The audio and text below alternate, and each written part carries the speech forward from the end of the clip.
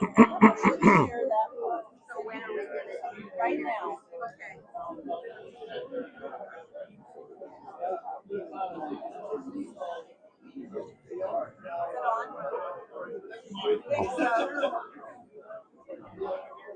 All right.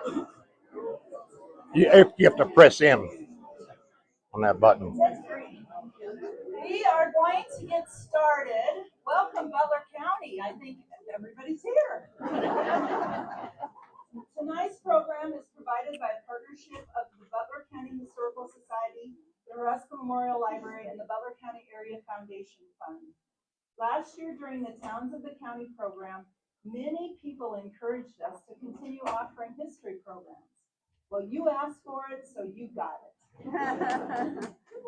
Instead of one program per month, we'll have one per quarter. We're calling this series of 4 programs 4 in 24. And of course, they're about Butler County history. All of these events will be here at the Butler County Event Center on Mondays at 6:30 p.m. We're grateful to the Event Center for helping us with each program and for providing such a nice facility for this county. Also, as we did last year, all programs are filmed and available free to view anytime on the Butler County Historical Society YouTube channel. Tonight's program, well, wait, first, we need to talk about the June program, the September program. And Carmen's going to talk about that. In September, I'll be giving a program on the country schools of Butler County. And I would like to include experiences and of people who went to country school. And so, or taught in a country school in Butler County. So I have this sheet that you can pick up in the back. It's way to the west on the table.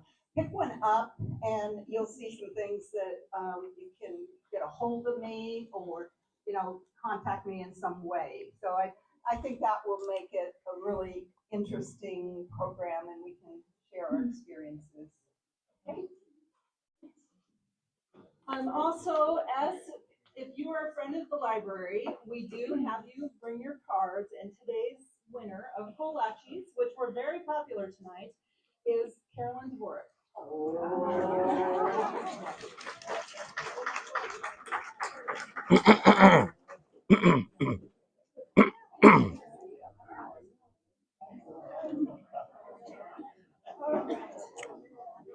Now, what you've all been waiting for. Tonight's program will be presented by Dr. Francis Eckstein, a well-known Butler County veterinarian who some know as Frank and others as Doc. Tonight, Doc is going to tell us about the history of the town of Loma. So now, if all of you will please turn off your cell phones or put them on vibrate or do the thing. Let's all welcome Dr. Francis Eckstein. Put it up there.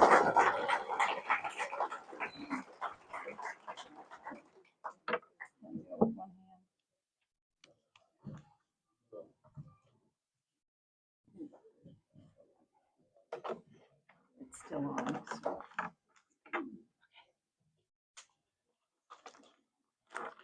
Well, thank you all for coming. It's extremely gratifying to see the number of people here.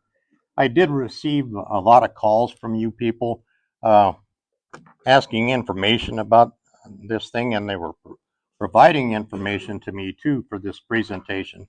So I appreciate all of that. But I'm going to start out today with a disclaimer, and that is everything you hear up here is not factual. And I'm seeing that look out there that's telling me, so what else is new?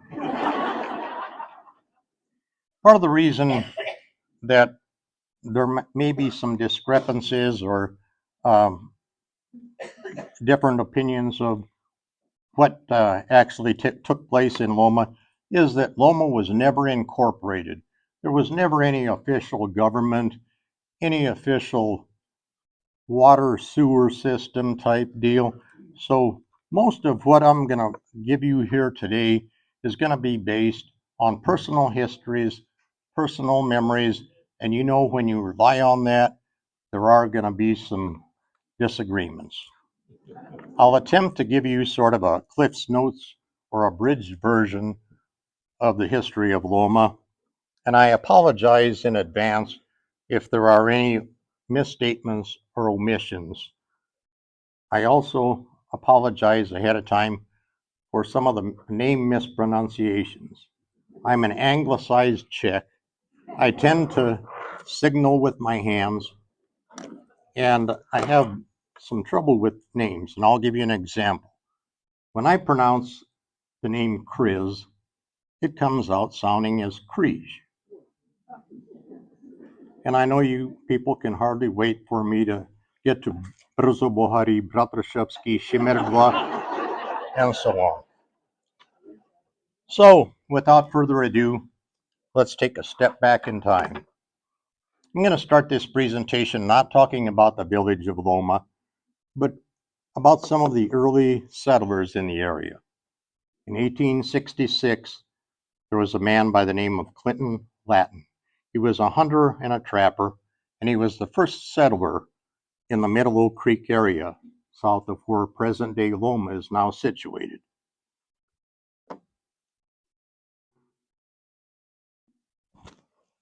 Go ahead.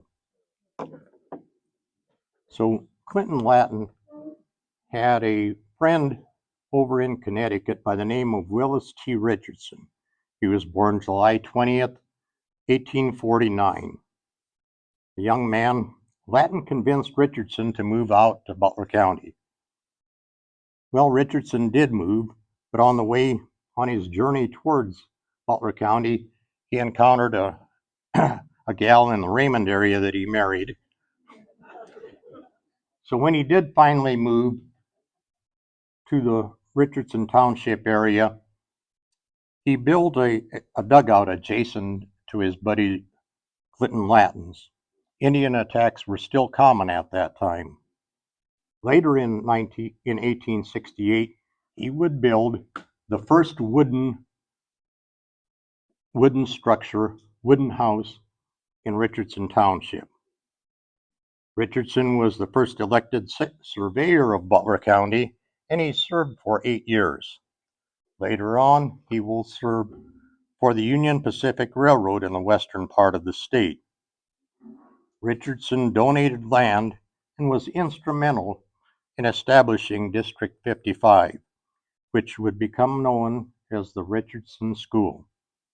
This school still stands. It's a private residence at the intersection of 22 and W roads, about 4 miles south of Loma. The Joe Cadeby and Ben Potter students, their children, were some of the students at that school. In 1880, he would move to David City and build a wood home structure there. In 1883, he sold the home to Charles S. Edwards, grandfather of the late Floyd Edwards. This wood structure still stands, and Floyd Edwards' daughter, Irma Collister, still resides on the property, however, not in the household. Next. This is an 1891 picture of the house that Richardson built, and this features the Edwards family. Next. This is the house as it stands today, and you can see structurally there aren't a lot of changes. Next. This is the homestead agreement between the United States of America and Willis T. Richardson. You'll see over there, and it's signed Ulysses S. Grant. Next. When Willis Richardson moved to David City, he built this home. You'll recognize it as the residence of the late Dr. Lawrence Rudolph, and now it's the residence of Dr. Robert Darrow. Next. Next, I'm going to talk about some other early settlers. Joseph F. Holchapek married the widow Anna Sombrero Kotzian in Moravia on November 10, 1885. Anna had 2 sons, Anton and Joseph, and their last name, understandably, was Kotzian.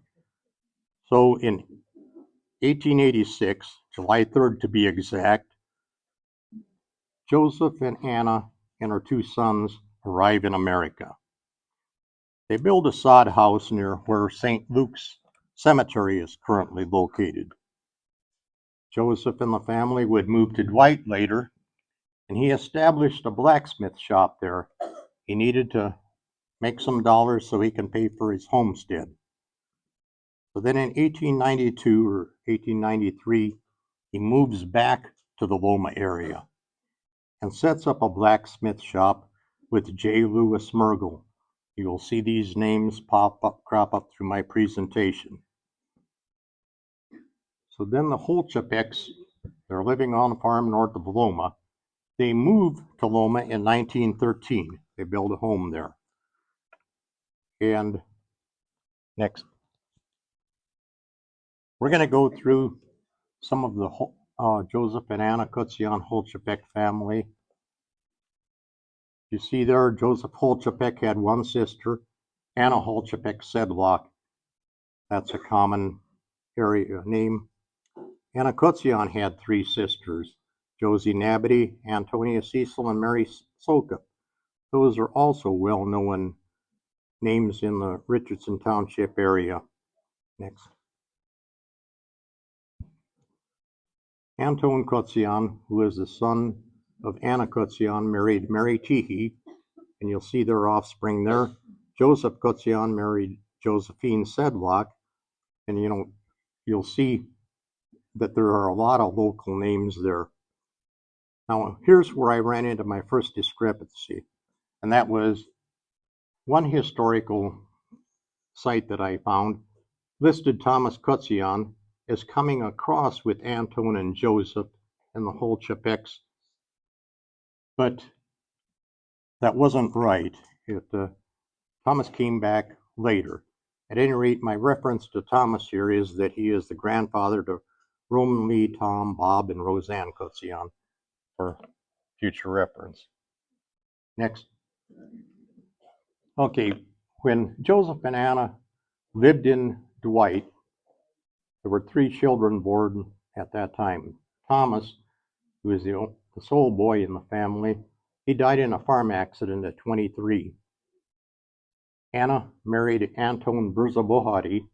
That name later gets changed simply to Bohati. And Mary, who married Alois Navratil. And you'll recognize Margaret, Mary, Ernie, Joe, Milo, and Edmund Navratil from the Loma area. When they moved back to Loma, they had two other daughters. Josephine married Julius Novak, and you'll see him referred to as the builder of the parish hall.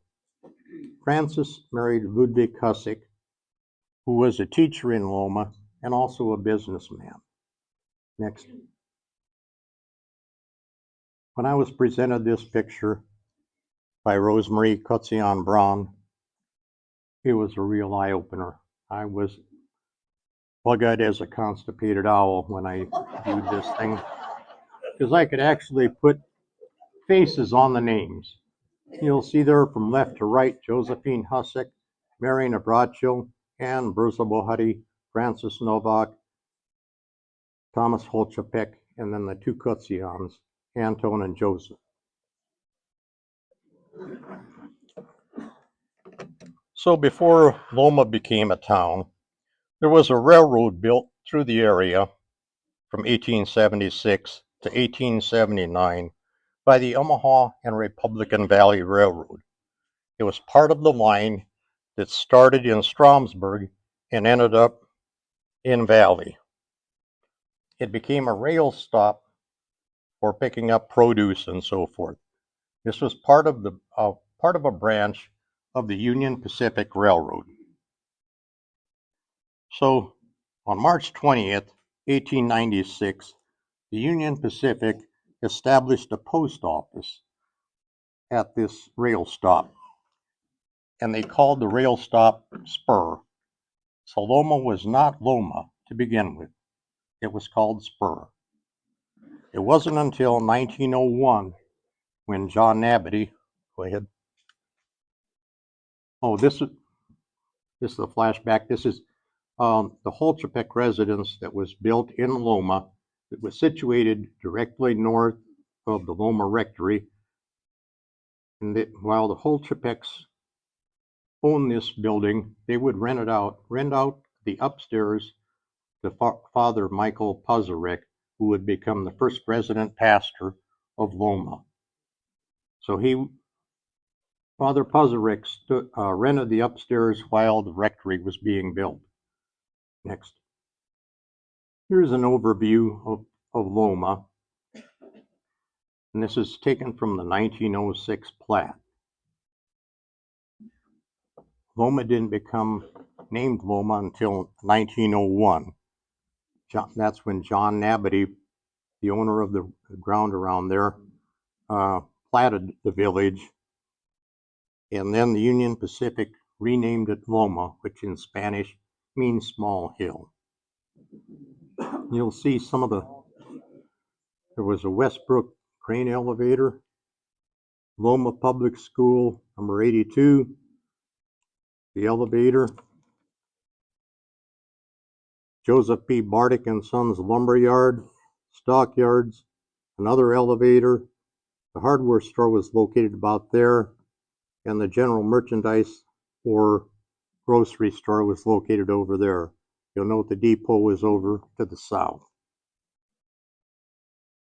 In 1902, the Postal Service finally got around to changing the name to Loma. Next. This is an overview of the also 1906 plat of the area immediately surrounding Loma and to the south. And you're going to recognize a lot of familiar historical names there. At this time, the Catholics in the area were traveling to Holy Trinity Church in Brainerd, about 7.5 miles away.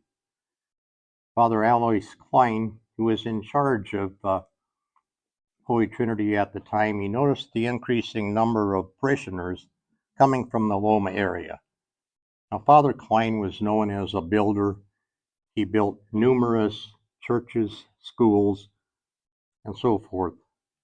One could have an entire program just listed on the accomplishments of Monsignor Klein.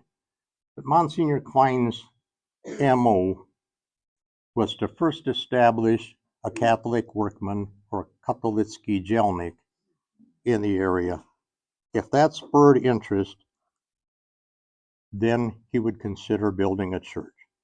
So on November 12th of 1902, Catholic Workman Branch 69 was established in Loma with 8 founding members: Louis and Frank Rezach, Anton Divish, Anton Kosian Sr., John Sidlick, Joseph and Arnold Van Oort, and John Bohutty. By 1908, the Catholic Workman has 24 members, and on October 4th of that year, they, along with Monsignor Klein, go to the bishop and they're seeking permission to build a new church. The bishop says, that's fine, but you've got to get some pledges and raise some dollars if you're going to get serious about this. So on November 2nd, 1908, they had pledges of $1,645. And in 1909, John Nabity, as you'll recall from that earlier photo, owned all the land around Loma. He sold an acre of ground to Loma for the building of the church for $300. And then Joseph Holchepek, the photo that you saw previously, he donated an acre of land north of Loma for the establishment of St. Luke's Cemetery.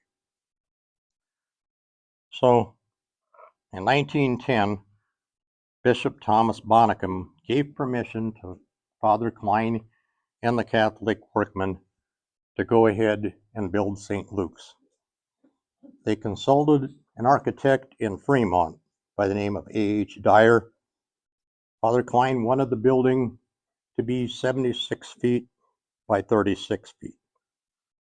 Next. And he wanted it modeled after this particular country parish in Lukey, Nebraska, St. Martin's. It's situated between Lawrence and Deweese. It's a little closer to Deweese than Lawrence. Next.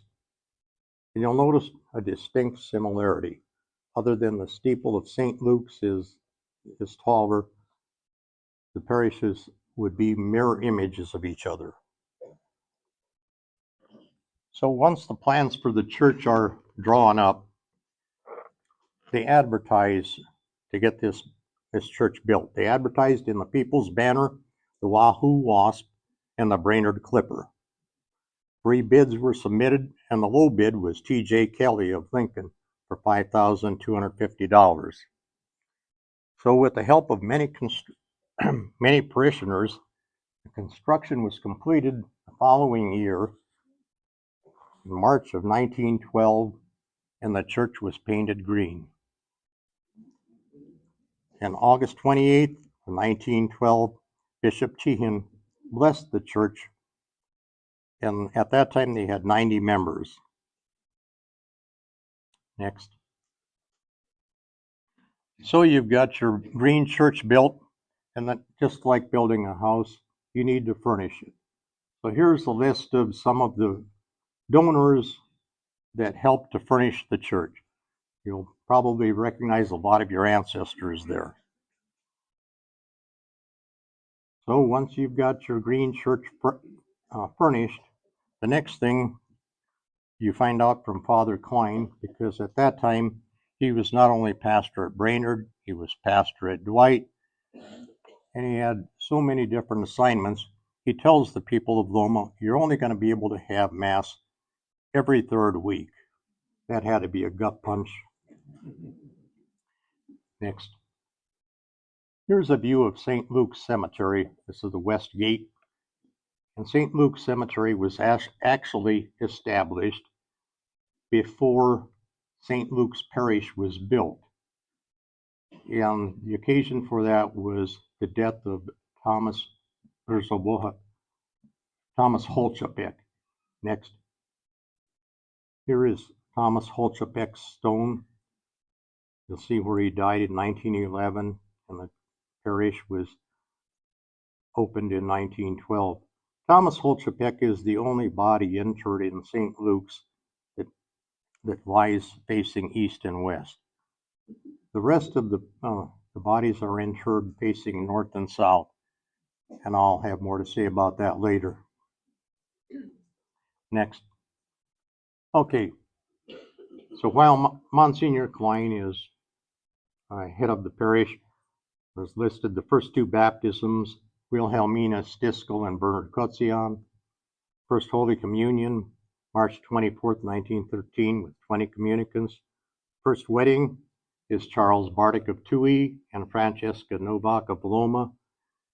Charles Bartik, even though he lived in Loma, he was part of the Joseph B. Bartik and Sons lumber yard.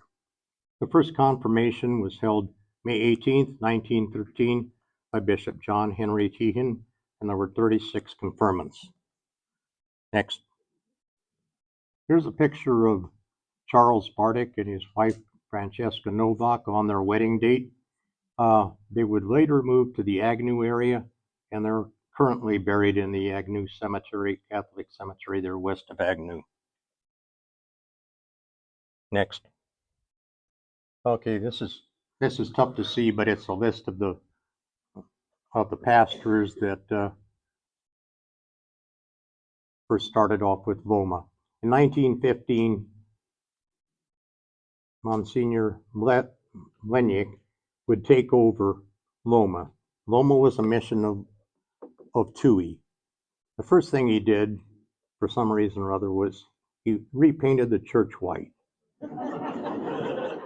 Then the next thing he did was to erect a cross in the middle of St. Luke's Cemetery. I'll show you more of that later. But the person that I wanted to talk about most was Father Puzzarick, and you can't see these dates up here, but he served 3 different times. It seemed like that he would have to be punished and come back to Loma several times. during his second stay, and I referred to how he rented the upstairs of the Holchepek house north of where the rectory was built. The rectory was built immediately south of there. So while that rectory was being built, he rented the upstairs of the Holchepek house. Then in his final stay from 1931 to 1937 is when the parish hall was bought at a sheriff's sale, and it was bought for $600, and most of that money, if not all, was Father Puzarek's himself. This time, we're talking Depression era. No one had any money. The parish debt really accrued. When Father Puzarek left, he was owed $3,400 in back salary. So I don't know what his memory of Loma is exactly. But this time I'm gonna point out Father Leiblinger over there. He was pastor from 1939 to 1959. It was during his pastorate that the final $2,000 were paid back to Father Puzarek. So this is 20 years later, he eventually gets paid his salary. You can't say that Loma people aren't accountable. Well, I'm going to talk about Father Leiblinger because there's just a lot to say about him. The man was really dynamic. During his pastorate, a lot of improvements were made to the church. In 1943, some onyx candles, a new crucifix, new sanctuary furniture, new water system, and a new furnace in the rectory were installed. In 1954, the interior of the Loma Church was refurnished with a material called new wood, NU/wood, and it's still there to this day. In 1958, there was a new Wurlitzer electric organ donated by Charles and Lucille Bloch. Up until this time, there were pump organs. And I want to say a little bit about the two organists at that time.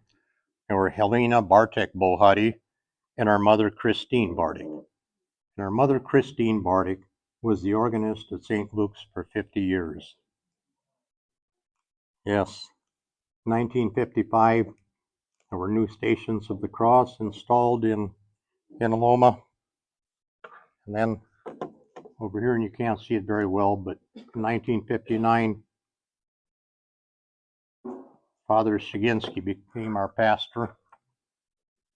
During those years, while Father Leiblinger and Father Shiginski were pastors, the parish hosted bazaars.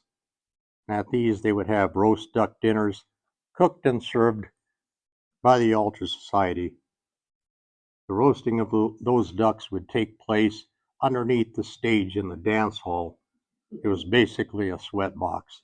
So you've got to tip your hat to the members of the Altar Society for being able to withstand that. Reports of the numbers of people that were served were 1,000 to 1,200 people. And that's just incredible for a small town like Loma. I could remember cars were lined from one end of the town to the other on both sides of the street. It was just amazing. Now, if you look at the table back there, you'll find that there's a 1966 roster of the Altar Society in Loma, and they boasted 60 members still at that time, 6 groups of 10. By 1970, we're going to show the crucifix or the cross that was erected in St. Luke's Cemetery, and there's an inscription on the front. At first glance, I thought it was Czech, or I thought it was Latin, and I inspected a little closer. It's actually a Czech prayer, and it's translated on the back side in a plaque, and what it basically says is rest in peace. Next, there's a picture of the rectory as it looks today. Next. One thing that happened during Father Frank Leiblinger's pastorate was he married a notorious couple. You'll see there William E. Boeing Jr. and Marcella Check from Weston, Oahu. William Boeing Jr. was the son of William E. Boeing Sr., the founder of the Boeing Aircraft Company, which is in the news now for all of the wrong reasons. Next. This is more of the marriage license. You can read this a little bit better. You will see that William Boeing Jr. and Marcella Check. You'll see Father Frank Leiblinger's signature there in May of 1947. Allegedly, this wedding took place in the middle of the night, and I'll leave speculation about that to you people.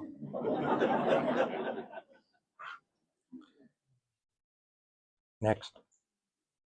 This is the list of some of the pastors that, while Father Shiginski was suffering from poor health, Father Keeley and Father Ketter from Brainerd would say Mass. The last resident pastor of Loma was Father John Cosley. After his retirement, Loma became a mission of Brainerd. Next. There's the list of the administrators of St. Luke's that were stationed in Brainerd. When the parish was closed in 1970 to become a mission of Holy Trinity in Brainerd, the parish hall and the rectory were sold. From 1983 to 92, Mass was only offered during the summer months. While Father Gerald Gable was pastor, Loma celebrated their Diamond Jubilee, 75 years as a parish. In 1992, the parish building was eventually closed. So the people would go to Brainerd at that time. On April 6th of 1994, a group of parishioners met with the bishop for incorporation of St. Luke's of Loma into the Catholic Shrine Endowment Foundation. In June of that year, Monsignor Pleskich was appointed the shrine director. Well, as you recall, there was something else going on in Loma in 1994, namely a movie. So the church was used as a headquarters for the movie crew. It was also used for the storage of props and costumes. The church was paid rent by Universal Studios. When Universal Studios left, they left money for restoring the exterior of the church, a new roof, a new furnace, and some money in the endowment fund. Next. Here are three photos of the church being used as a center for the shooting of the movie. Next. There's another shot where you see that it was actually an office. Next. Another shot of the parish as the movie crew is moving out. Next. And here we've got another shot. You can see where the costumes and some other props are listed.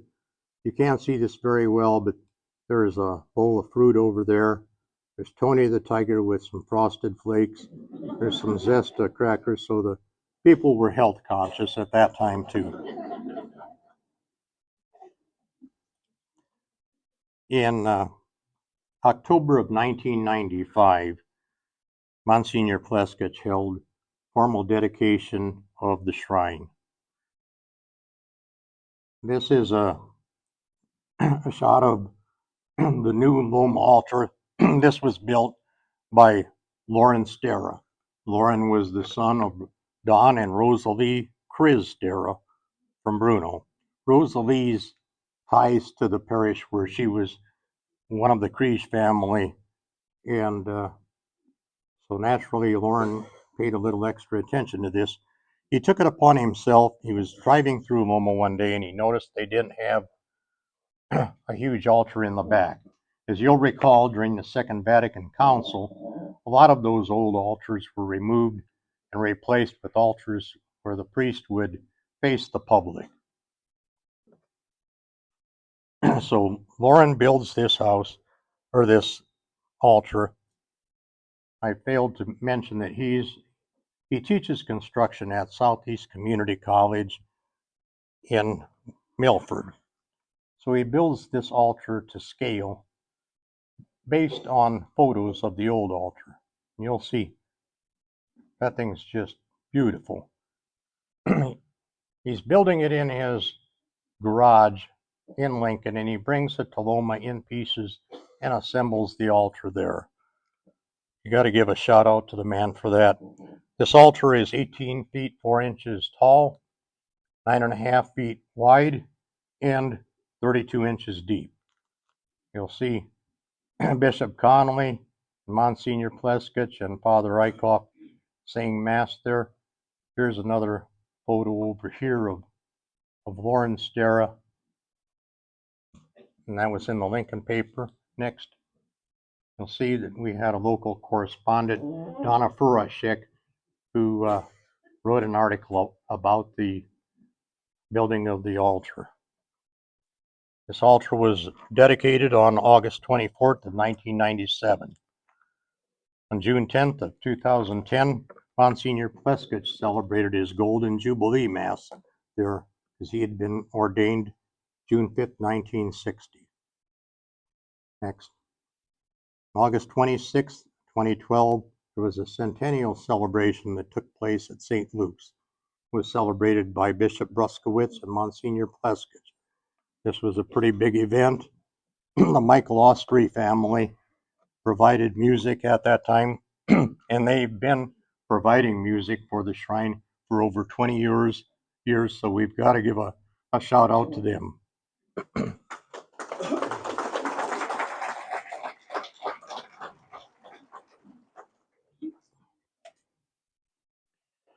Mass is now celebrated at St. Luke's at prearranged times by Father Snitley and the Austri family. Next. This is a list of the veterans who are buried at St. Luke's in Loma. It's probably not complete, but would all the residents or all the veterans in the audience please stand up and be recognized? Give them a round of applause.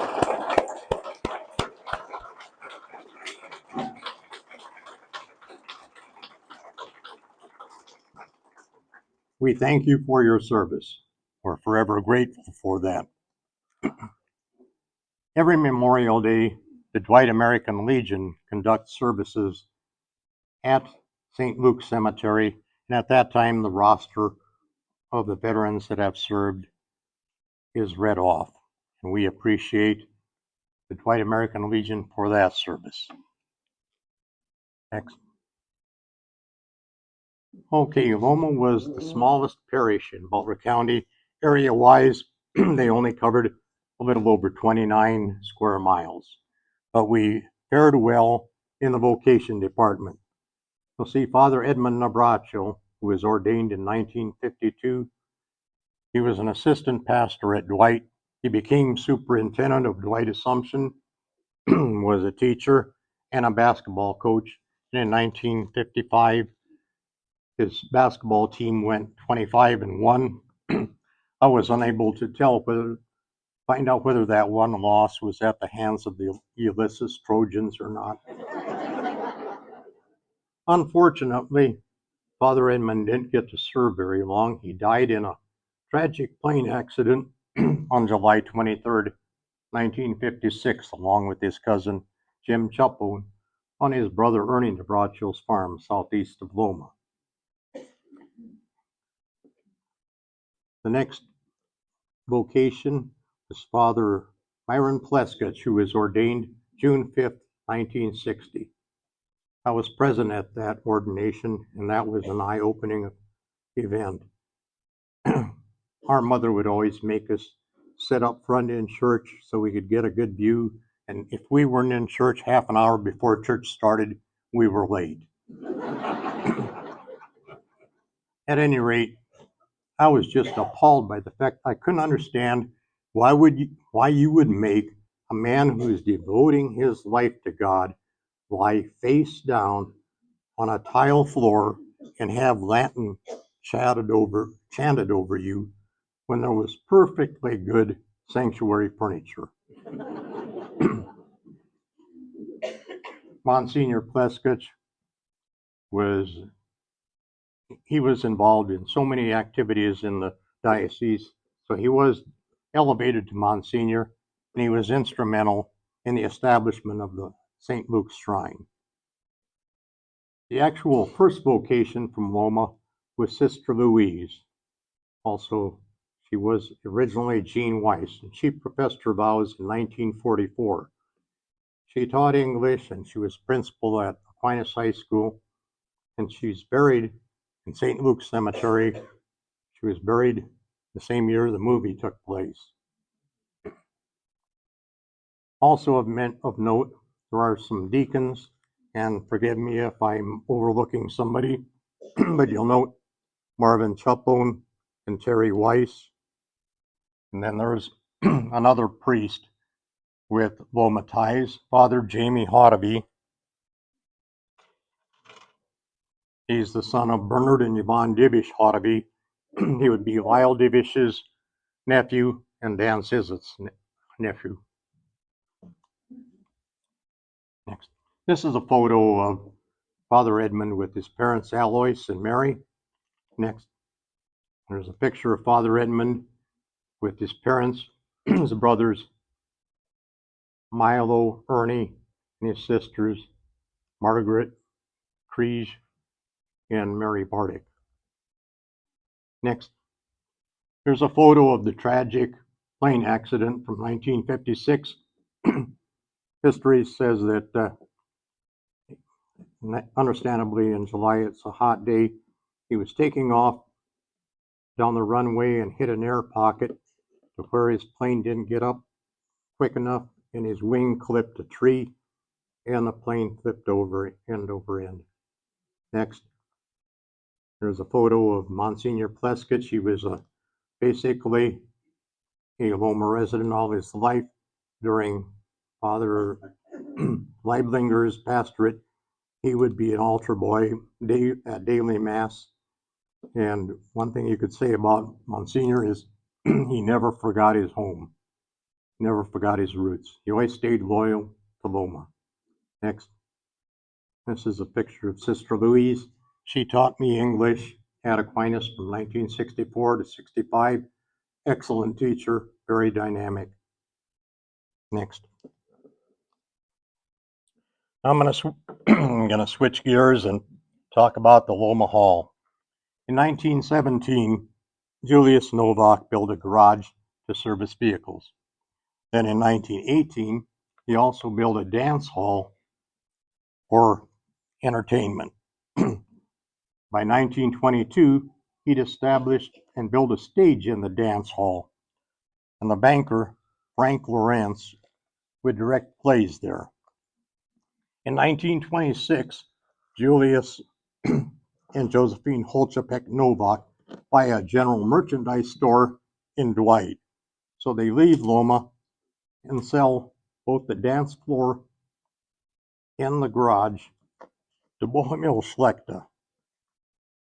So Bohemil continues to have dances and to run the garage, but when the banks failed, Bohemil Schlechte lost ownership of both the dance hall and the garage. So in 1932, you'll remember when I said Father Puzzarek buys the hall on sheriff's sale with $600 of his own money. If you will look here, the south part of the dance hall was originally a garage. The north part was a dance hall. After Father Puzzarek buys it, he joins the two together, They put on a new roof, they have new electrical wiring, and they establish a gallery. Once the hall was built and put together, it would be used to conduct parish bazaars, wedding dances, school plays, Christmas programs, and Catholic workman parties. Next, here's an announcement in the 1941 Banner Press announcing the engagement of my Uncle Jim and Aunt Rose. The Loma Parish Hall. Charlie Kuchero was playing. One thing that drew my attention was that this wedding dance was on Tuesday, April 29th. And I said, that has to be a typo. Well, then as I researched it farther, I found out that my parents were also married on a Tuesday night 5 years later. And I guess that was just a thing that happened at the time. You would have these wedding dances on Tuesday nights. At this time, the parish hall was available to people free of charge as long as you were a parishioner.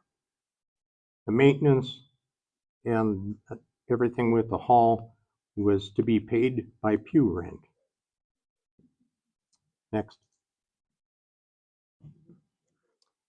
In 1970, then, after St. Luke's and Holy Trinity merged, the hall was sold. So the unofficial sequence of hall ownership was Leonard Wada, Sal Rezach, Ivan Benish, Donald Brem, and then Universal Studios. One of my favorite recollection memories was when Sal Rezach owned this dance hall. He would conduct turtle feeds, goat feeds, and he'd also have dances held there. The man was really a talented chef. He could season particle board and make it taste like a delicacy. He once told me that in his garden he had 17 different varieties of garlic. Now, I don't know how you could ever keep that straight. And the other thing is, I never knew there were that many different varieties. He even told me which country had his favorite brand of garlic.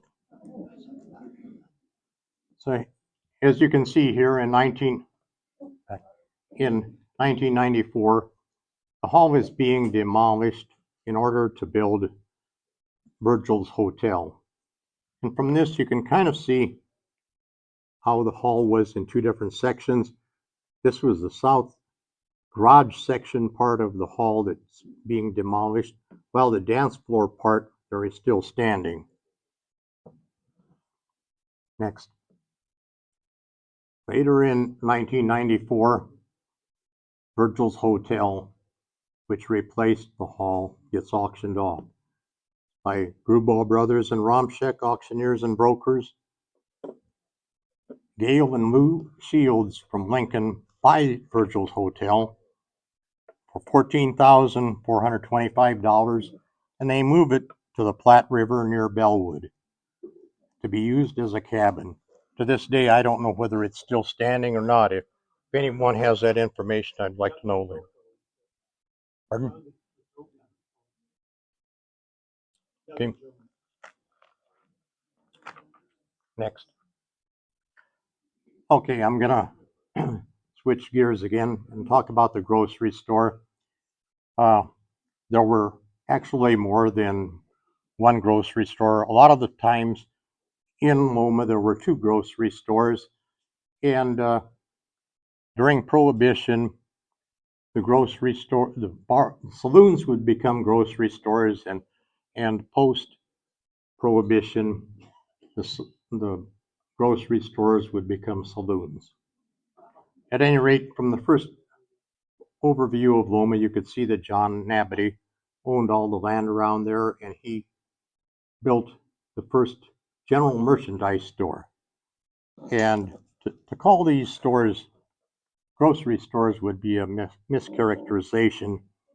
You had cooking, cleaning, canning supplies, sewing supplies, clothing, toiletries, it was a one-stop shopping type of a deal.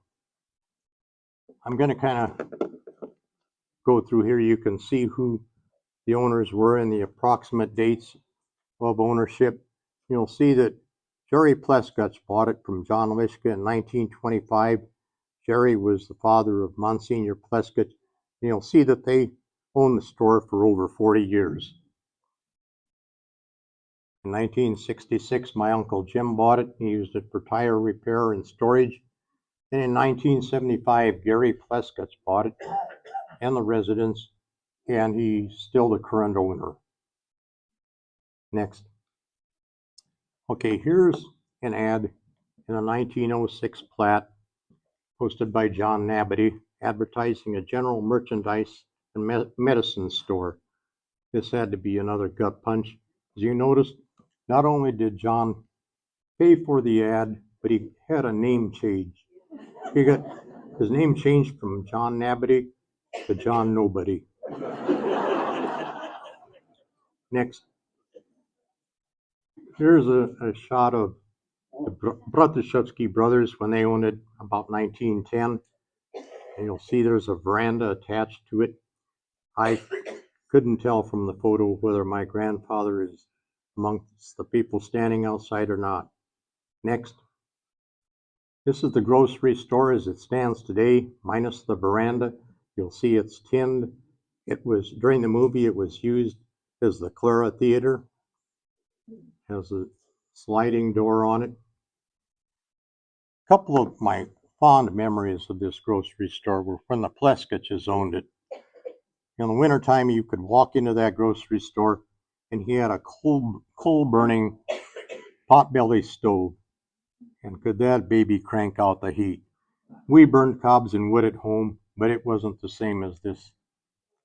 Another fond memory was during these days there would be some traveling movie companies that would project movies off the north side of the grocery store here.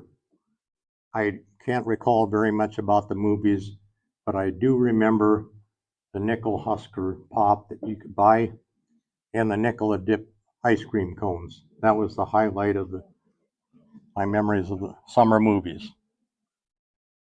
Next. Okay, I'll say a word or two about the saloons in Loma. In the early 1900s, there were always 2 saloons.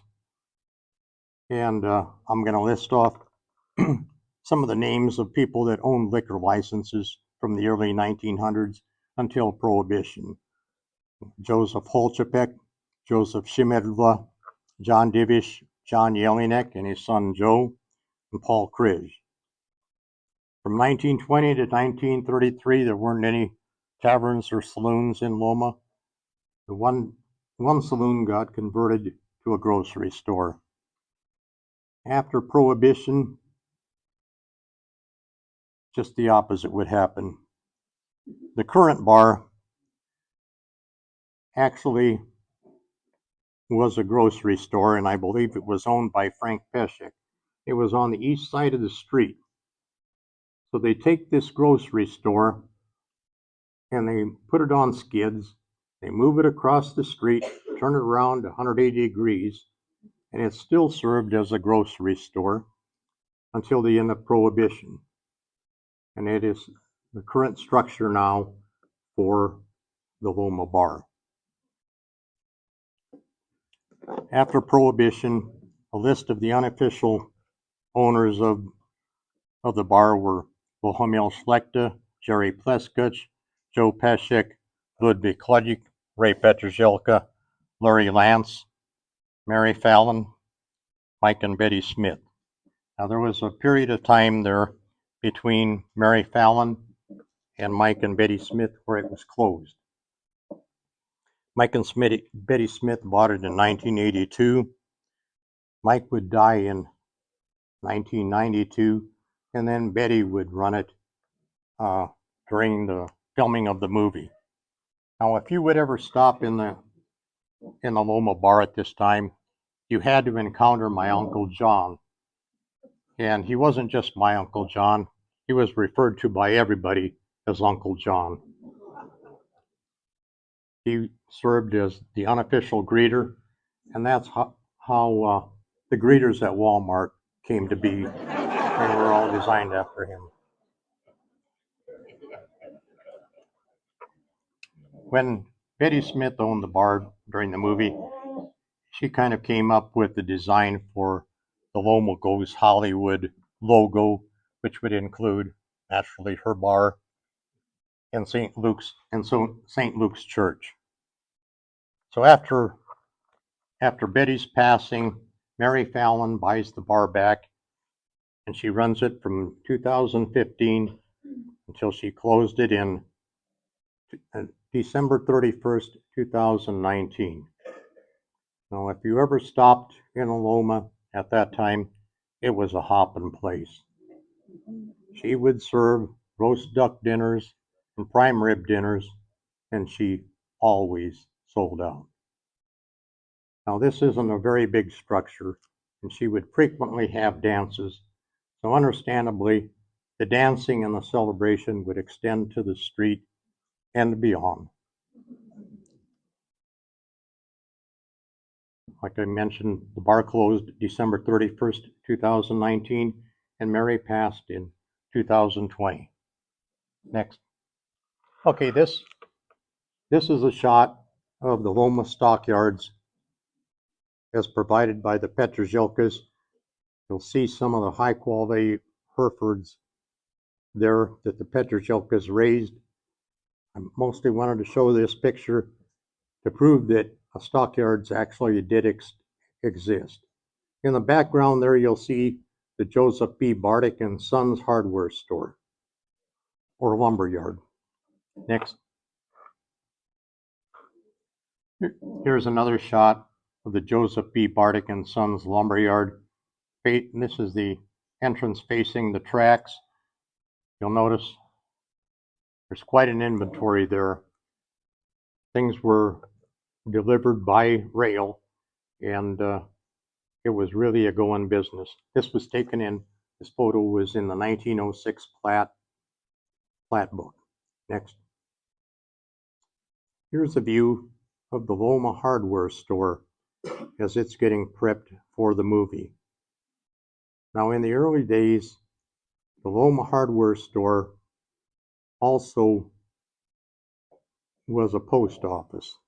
And in 1915, there was a new mail cabinet and lock boxes installed. And my recollection was those lock boxes were on the north wall of the Loma hardware store. So in 1917, Joseph B. Bartik and Sons becomes Bartik Brothers. Next. Here's a view of the Bartik hardware store interior prior to the shooting of the movie. You'll note the steps and the gallery there, and that gallery would provide a lot of entertainment for the Bartik children when they would race around there. Next. Here's the interior of the Bartik hardware store with the props for the movie. Next. Here's a 1906 plat view of Joseph B. Bartik and Sons. You'll notice that Charles Bartik, first person that was married in St. Luke's, was the treasurer at that time. You'll see that they did business in lumber, coal, limestone, paints, so forth. I was informed that they also made concrete blocks there, and that the residence that's built just east of St. Luke's was built from the cement blocks that were manufactured at Joseph B. Bartik and Sons lumber yard. Next.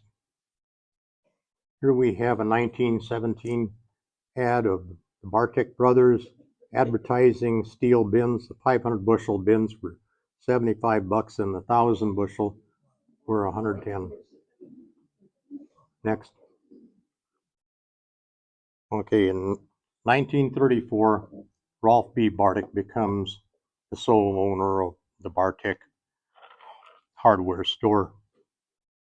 At that time, his son Rudy would also work out of the hardware store, and he would do a lot of plumbing. And I've got to give a shout out because to Rudy, or if his kids are present here, he installed indoor plumbing in my house. And I'll tell you, it was quite a switch from a galvanized bathtub and a well-ventilated outhouse to an indoor ceramic bathtub and stool. You'll note here, the last day of operation of the Bardick Hardware Store and the post office was December 30th, 1965. Signed Rolf B. Bardick. You'll also note the outrageous cost of postage, 5 cents. In 1966, Wagner Mills would acquire the Loma hardware store. They would install a 60,000-pound printable scale. They also erected an anhydrous ammonia tank north of the store, and they would sell fertilizer out of the hardware store, and that lasted for about 10 years. Then in 1976, Frank Shabata bought the hardware store, and he used the scale because he was the operator of the Loma elevator at that time. Then in about 1990, the hardware store was sold to Jerry Huffbar, and he is the current owner. Next. This is a picture of Loma School District number 82, taken circa 1920. At this time, children would start school at about 7 years of age, and they would leave after they could read and write. Often the teachers were high school graduates, and the school would often be closed during planting and harvest so that the children could help their parents at those times. This is a picture of District 82, also known as the Jayhawk School, in about 1920. And you'll notice there are a couple dozen students there, and look at the size of that schoolhouse. That had to be cozy. So if this was taken around 1920, you'll see that there's a need to establish a new schoolhouse. Next. This is school district number 82, which was completed in 1923. This school was in its day, and even now, it's quite a structure. The best way I could describe it was there was a classroom to the west, a classroom to the east, and in between those two classrooms was the school library. It was built like a split-level home where when you entered, you would walk upstairs to the classrooms or downstairs to the basement where all the recesses and physical education and so forth would take place. Next. Here's a list. It's not complete and probably not even sequential of some of the teachers that taught at Loma during the years. In 1923, after the new school was built, the old school, including the outhouse, were sold to be moved off the premises. In the 1930s to 1940s, the Loma school would teach up to the 10th grade. If you wanted to graduate high school, you needed to go to David City. And that would happen either by taking a train up to David City or staying with some friends or relatives up here in David City so you could graduate.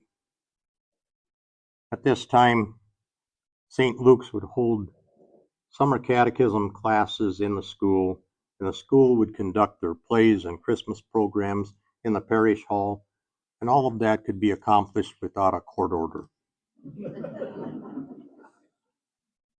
Is there another shot? No. Okay.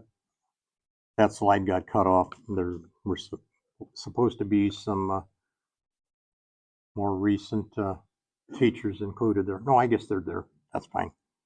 Just need the teachers. So in 1961, the residents of 17 rural and village districts voted for reorganization.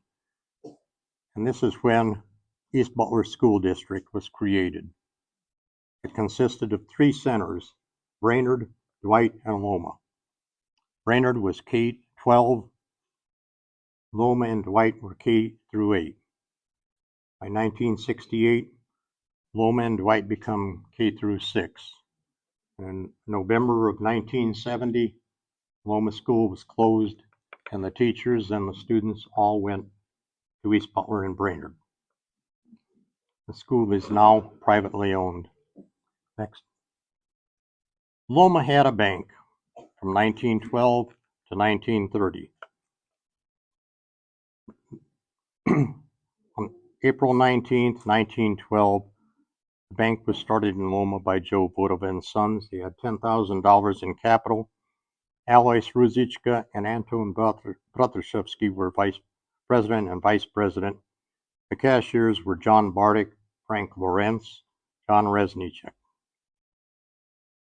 When the Loma Bank opened, it was one of 16 in Butler County. By 1920, they boasted $100,000 in assets. Then we come to the tough part, or depression, bankruptcies, and loan defaults. So the Loma Bank has to merge with the Brainerd State Bank. This is an ad from the Brainerd Clipper, and you'll notice where they state that starting December 31st, 1929, the Loma State Bank and the Brainerd Bank would merge. They would retain Frank Lorenz as a cashier to kind of smooth with the transition. I was unable to come up with any photos of the Loma State Bank. If anybody has any, I would sure be interested in seeing them. I do know the bank was situated just south of the grocery store, the Pleskutch grocery store. You could see the concrete steps for the entryway. They were there left for years. Okay. Now I'm going to kind of switch gears again. I'm going to talk about recreation, sports, hunting, and shooting. In the late 1950s and early 60s, Loma had a girls softball team coached by Don Cecil. They also had a boys baseball team coached by Joe Troyan. Is there anybody from TUI present in the audience? Okay. But Gene Kriege is on record as saying that TUI never beat Loma in baseball. And that Valparaiso's record against Loma was equally as abysmal. You'll have to take that up with Gene. Loma also had a men's fast pitch softball team, and then later, like in the late 70s to early 90s, they had a young men's slow pitch team. Next. This is a photo of Milo and Dolores Petrochelka Navrachil on their wedding date, May 17th, 1949.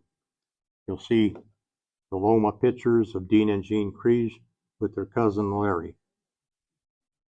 Milo would later move to be and become a longtime school teacher and coach over there. Milo was inducted into the Nebraska Softball Hall of Fame as a coach. His son Ken was inducted into the Nebraska Softball Hall of Fame as a pitcher. And that's quite an accomplishment for one family.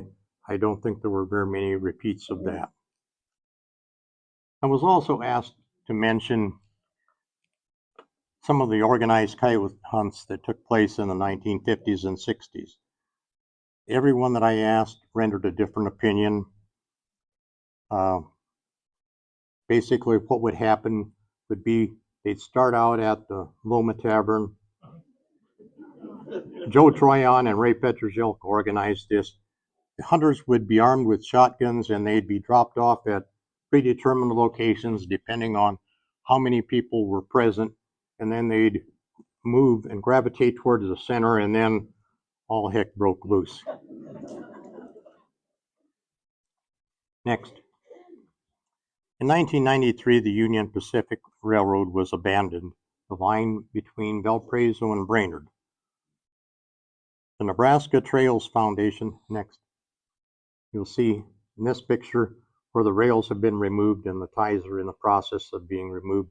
All of that was taken out in 1993. The Nebraska Trails Foundation acquired funds to purchase this line, and they deeded it to the Lower Platte South NRD. Construction began, and Oak Creek Trail was opened to the public on September 20th, 1996. Next. I want to say a word about Oak Creek Sporting Club, located 2 miles north of Loma. It was founded by the Creech family in 1999, and this is their 25th year of operation. I have to give a shout out to them because this had to take some ingenuity and creativity. There weren't a lot of these clubs that they could model themselves around at that time. Oak Creek Sporting Club is ranked in the top 15 courses in North America. And they have 9 CRP fields, 9 guides, 9 dogs, and they conduct half-day hunts. Next. This is last year's brochure. They're currently waiting on this year's brochures. Next. Here are some of the achievements of the Oak Creek Trap Club. The Oak Creek 4-H Trap Club trains on site. You'll note that they had 7 state 4-H trap team championships, 2 junior state 4-H trap team championships, 1 senior national 4-H trap team championship, 1 female all-around 4-H state champ, and numerous 4-H state champions.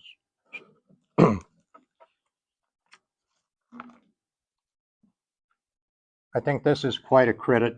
You know, there are a number of students that don't like to participate in the organized sports that are available in school, but this offers them another venue. If they like to hunt, then or shoot trap, they might not be physically gifted enough to participate in other sports like basketball or football. Here's just another opportunity for them. Next. November 19th, 2010, Kevin Petrzelka harvested the Nebraska state record typical whitetail at a heretofore previously undisclosed location in the Loma area. And as you can see from this photo, they're just exuberant. I don't know. It's okay to smile, guys. The tough part is over. The net green score on this deer was 203 4/8 inch. And I think it's still the current state record. Next. Now I got accused of swiping this photo off the La Vista Cabela's wall, but it's actually shot 3.5 miles south of Loma. My brother Joe, nephew Andrew, and Andrew's 2 sons Chase and Gage. And for you bean counters there, if you're curious as to how many coyotes there are there, all you've got to do is crack the code. You'll see this arrangement of coyotes here that looks remarkably like the number 7. And then there's also an arrangement of coyotes here. I mean, my pointer's running out of poop. It looks like the number 6. 7, 6. Very, very interesting. Next. Go back one. Yeah. Here's another color photo of my nephew Andrew and the Kellners with their Red Ryder air rifles. If you want to reestablish game populations in the area, predator control is a very important factor. these guys are doing their part. There are other people in the area that are trapping and hunting. These pelts and coyotes were harvested both ways by calling the coyotes in and also trapping.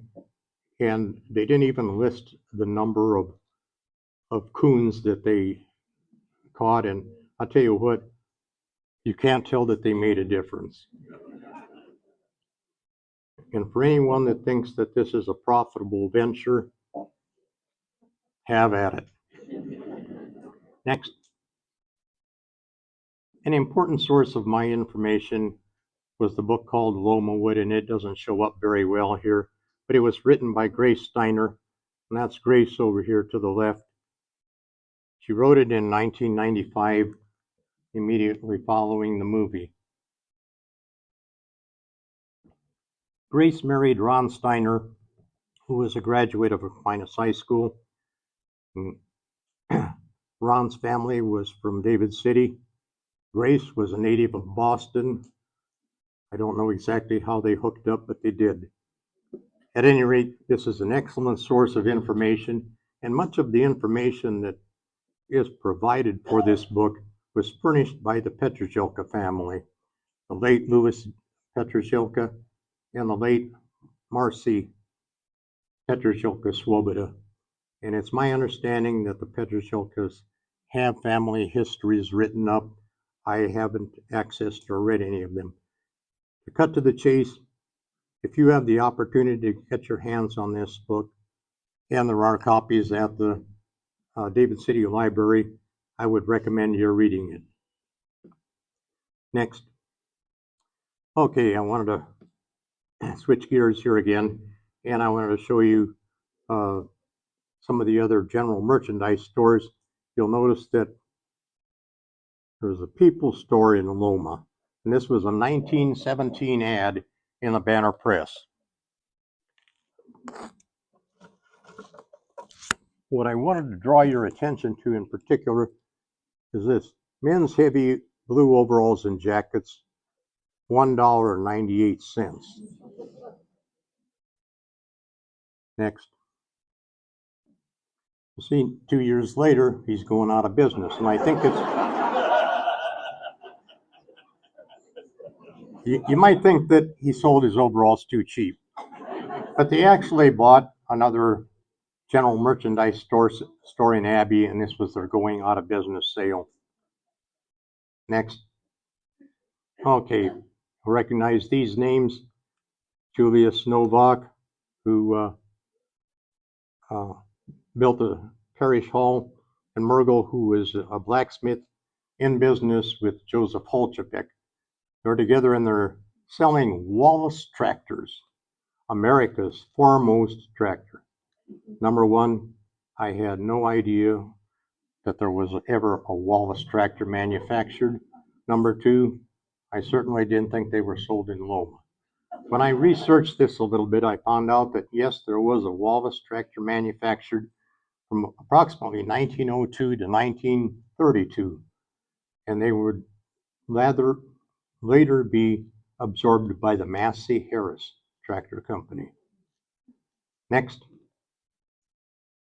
Okay, this was an ad in a 1911 Brainerd Clipper by the Bratuszewskis, and they're owning the grocery store there. And if you look at the tunes there, you're going to see they're all in Czech. I didn't go online to translate them to see if these songs are still, whether they cut the mustard or are still going today or not. Next. Okay, that concludes my presentation. I want to give a shout out to the Butler County Historical Society. I requested that they put a slide out listing the officers because they fly under the radar. And you know, like the old biblical scripture reads, you don't light a candle and then cover it with a bushel basket. I thought they should get some exposure. I didn't think that, you know, when you live on the periphery of the county, you consider Loma almost, or David City almost a foreign country. I was aware of the Butler County Historical Society, but it wasn't until I got to engage with them that I found out exactly how much they do that goes underappreciated. So I think you need to give them a shout out.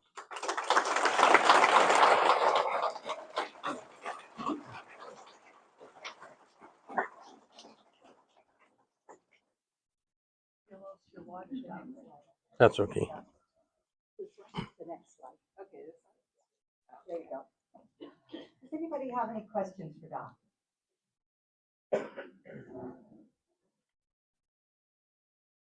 He did do an amazing job.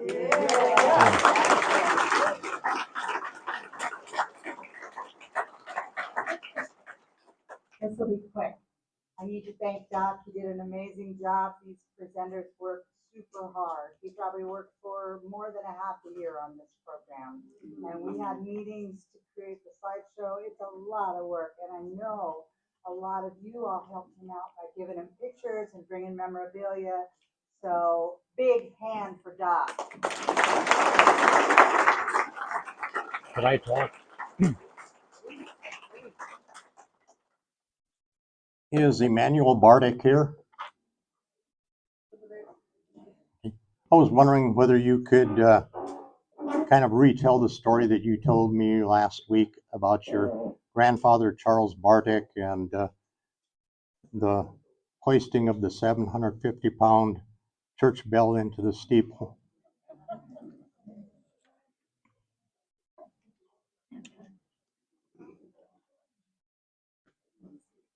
Loma's always been a very popular part of our family history, and I'd always talked to my dad and my uncles and that all the history that we knew.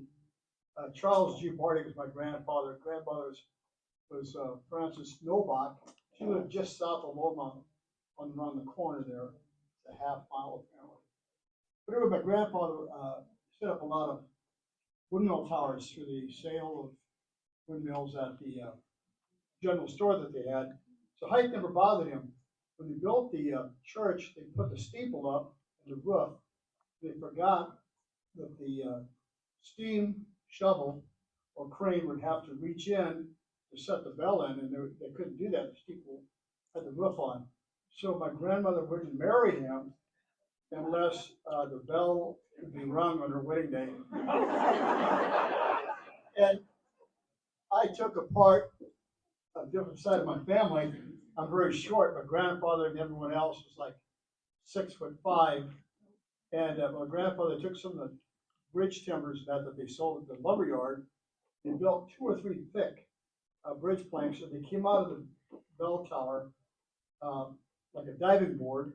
And he walked out to the edge of the board, and he set the bell on it, and he drug it back into the steeple.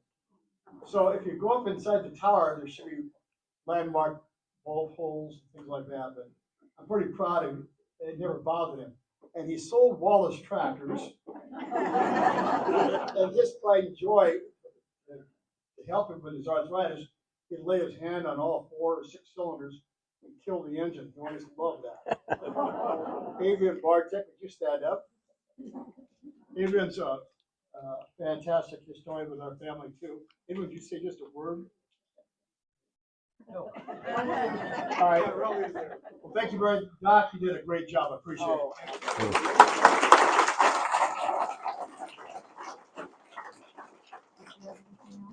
No. Oh, I do, but I'm gonna wait till the bar. Doc says he does have some other things to say, but he's gonna wait till the bar. As the previous slide showed, our next program is June 3rd. Again, here at the Event Center, 6:30. Always we start at 6:30. These programs are probably going to go a little longer than an hour. Last year we shot for an hour, but we're giving folks, a little longer. Steve Schmidt will be who presents that program. He's going to do a great job telling you all about the lost towns of Butler County. There are many towns that started and never got off the ground or only lasted for a little while. So it's going to be really interesting. We have to do a little thanking of folks. Really grateful to everybody who helps out with these events. If somebody's selling you a t-shirt or a book or anything, that's a volunteer. If somebody's giving you a cold lunch or water, that's a volunteer. So we so appreciate all of our volunteers. There's so many at this point. As a matter of fact, some guy helped me line up 3 whole rows of chair back there. So you come and then you volunteer. That's pretty cool, I think. So thank you.